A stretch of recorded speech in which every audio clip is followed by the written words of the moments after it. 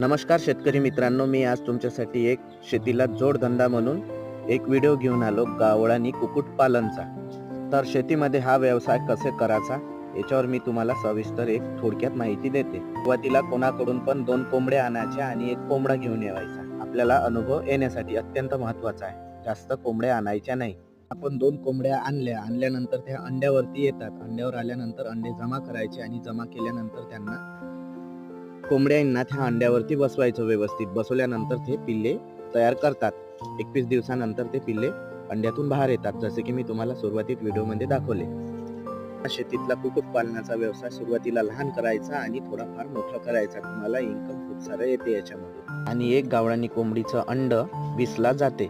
तर मार्केटमध्ये अंड्यामध्ये सुद्धा ठप्पना चालू झालेली आहे। सोनालिका कोंबडीचे अंडे आणतात। तर तुम्हाला गावरानी कोंबडीचे अंडे कोणाकडून घ्यायचे असेल तर हे ओळखावे कसे याच्यावरती मी एक सविस्तर व्हिडिओ